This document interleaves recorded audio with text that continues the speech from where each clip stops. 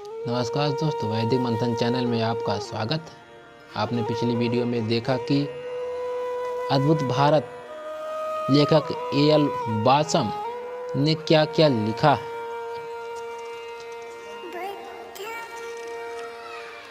ऋग्वैदिक संस्कृति के बारे में।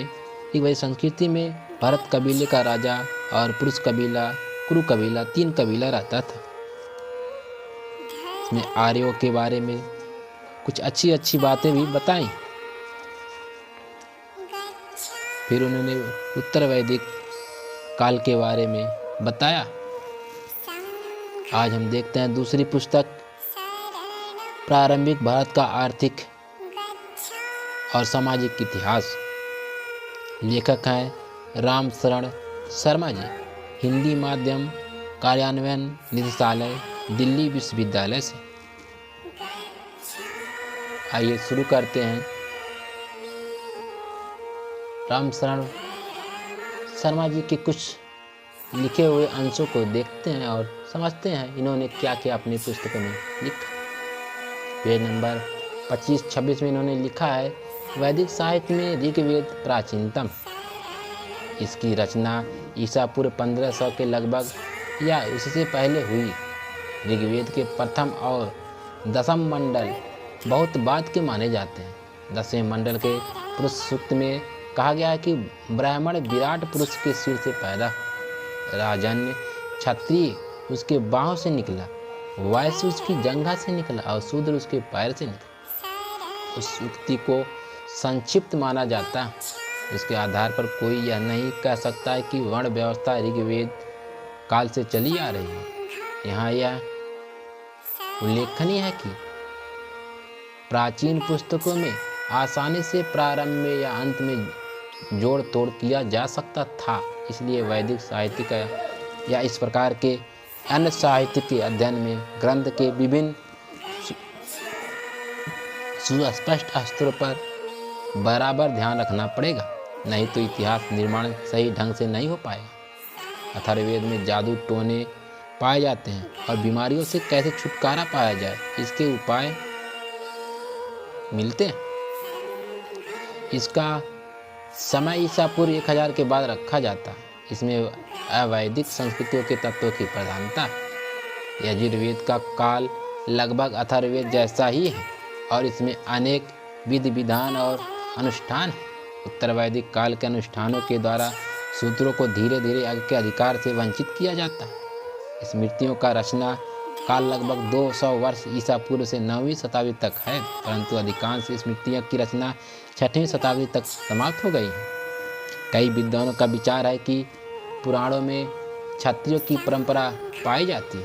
इन ग्रंथों में क्षत्रिय राजाओं की वंशावली दी गई है। बहुत सी वंशावली गढ़ी हुई है, इसलिए उन पर भरोसा करना कठिन है। यदि हम गुप्तोत्तर काल के अभिलेखों का अवलोकन करें तो पता चलेगा कि नए नए राजवंश अपनी वंशावली सूर्य वंश और चंद्र वंश से प्रारंभ करते हैं। ये वंशावलियाँ क्षत्रियों ने अपने लिए स्वयं नहीं बनाई, बल्कि ब्राह्मणों ने इनको तैयार किया। इसके बदले में ब्राह्मणों को भूमि अनुदान और लिपि प्रकार का भी दान मिलता है। वैदिक काल में चमड़े का काम भी अपवित्र नहीं माना जाता था। वैदिक युग में कारीगरों में चर्मकार शामिल थे और कारीगर जनजाति समुदाय के अंग होते थे, परंतु उत्तर वैदिक काल में जैसे जैसे पुरोहित और योद्धाओं के वर्ण उभरते लगे हुए, हाथ के काम व कारीगर से केवल अलग ही नहीं हुए, बल्कि इन कार्यों को में लगे लोगों से घृणा करने लगे और अपने को पवित्र और भद्र मानने लगे। तो वैदिक युग में जातियां स्वाभाविक रूप से पेशों पर आधारित थीं और व्यवसाय परिवर्तन संभव था, लेकिन सदियों बाद यह असंभव हो गया। महत्वपूर्ण तथ्य है कि श्रम विभाजन को इस तरह लागू किया कि ब्राह्मणों अथवा पुरोहितों और क्षत्रियों अथवा योद्धाओं को उत्पादन के कार्य से हटा लिया गया और यह केवल वैश्यों और शूद्रों के मध्य मर दिया गया। लेकिन वैश्य शूद्रावलंबी सामाजिक रचना वैदिक युग में नहीं पाई जाती। प्रारंभिक वैदिक समाज मुख्यतः पशुचारी था। गाय गो संपत्ति रई और पर्यायवाची मानी जाती थी और धनी व्यक्ति गोमत कहलाता था। युद्ध में लूटी हुई वस्तुओं और गाय से संपत्ति के मुख्य ढांचे बनते थे।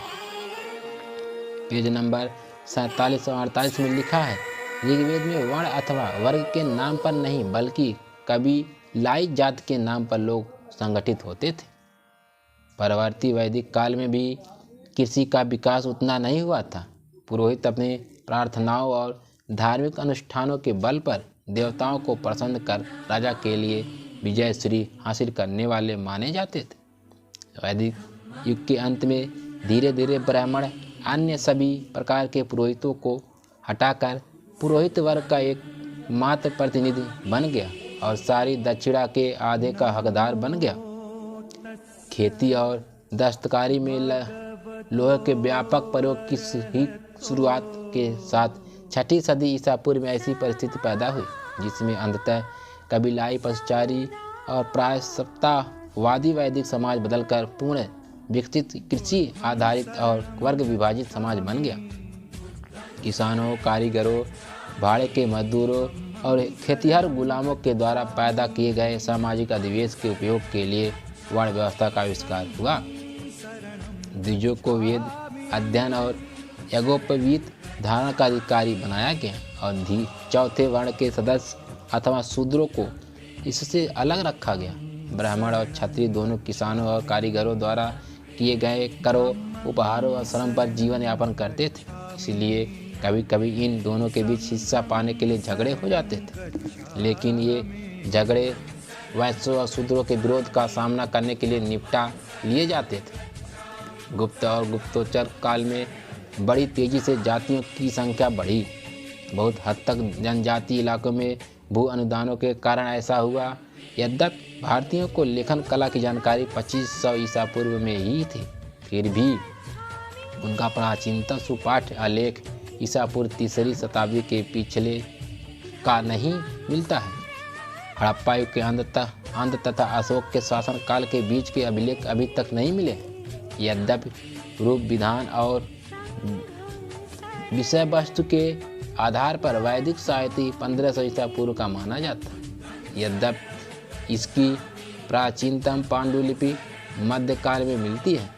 स्मरण शक्ति के महत्व के कारण वैदिक मूल पाठों को श्रुति की संज्ञा दी जाती है। पेज नंबर 96 और 98 में इस पुस्तक में लिखा है, वैदिक मंत्रों का संकलन विभिन्न चरणों स्कूलों के द्वारा हुआ है।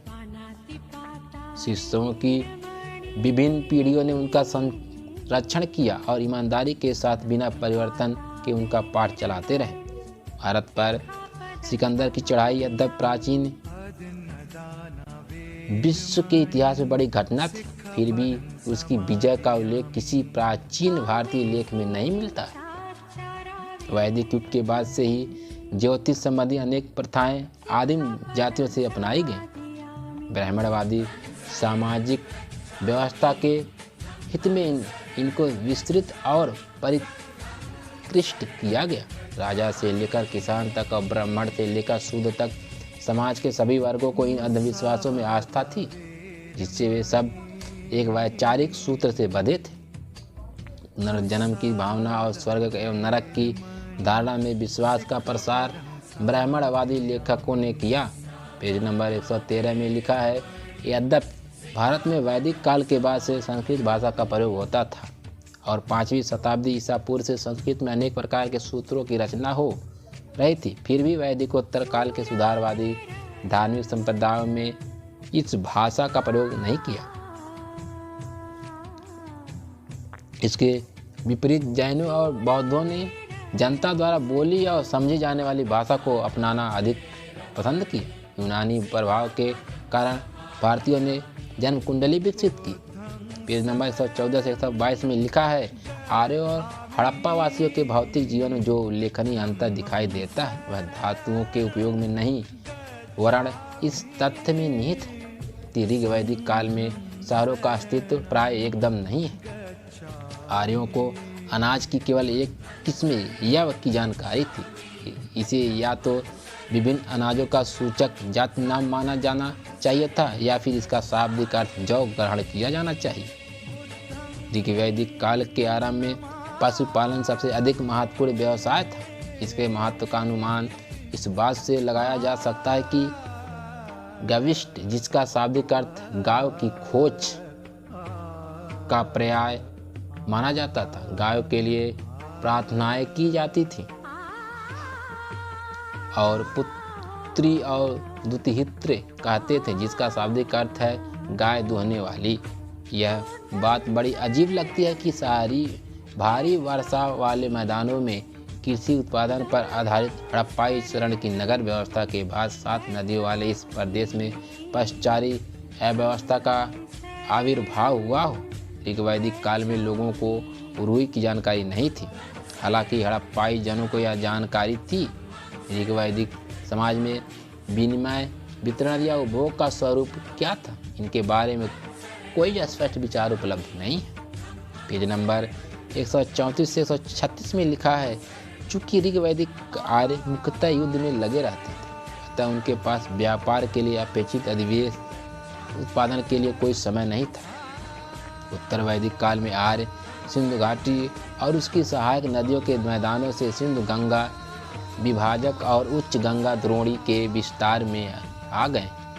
लिपि शब्दों में उन्होंने पंजाब, हरियाणा, उत्तर प्रदेश और राजस्थान से मिले हुए क्षेत्र पर कब्जा कर लिया। पेज नंबर 137 में लिखा है, भारत में शहरों का उदय हड़प्पा कालीन कांस्य युग में 2350 ईसा पूर्व के लगभग हुआ। फिर ईसा पूर्व 1750 के आसपास उनके विलीन होने पर उनका एक बार फिर उदय मध्य गंगा के मैदानी इलाकों में ईसा पूर्व 500 के लगभग हुआ। हड़प्पाई शहरों में और गंगा के मैदानी शहरों में एक बहुत बड़ा अंतर शहरों की जीवित अवधि का, परंतु यह विस्मय का विषय है कि हड़प्पाई शहरों के विलीन होने पर उप महादेश के उस भाग में करीब 1000 से अधिक वर्षों तक शहरों का उदय नहीं हुआ। उससे भी बढ़कर यह आश्चर्यजनक है कि हड़प्पाई नगर योजना के अंत होने पर उपमहादेश के से ईंटें भी गायब हो गई। हड़प्पाई क्षेत्रों में या देश के अन्य भागों में मौर्य काल के आगमन के पहले पकी हुई ईंट नहीं पाई जाती। आज बस इतना ही, फिर मिलेंगे हम अगली वीडियो में। तब तक के लिए नमस्कार।